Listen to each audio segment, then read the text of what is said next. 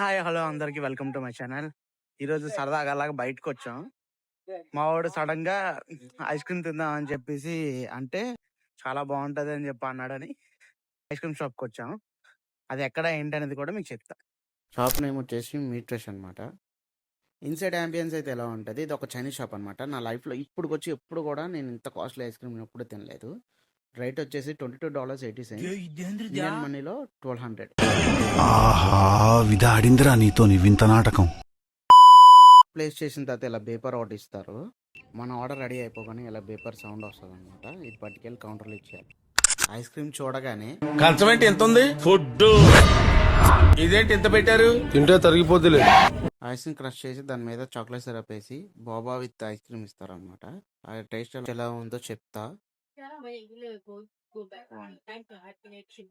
Super. ఇప్పుడైతే బోబాతో try చేస్తున్నా. Taste ఎలా ఉందో చెప్తా.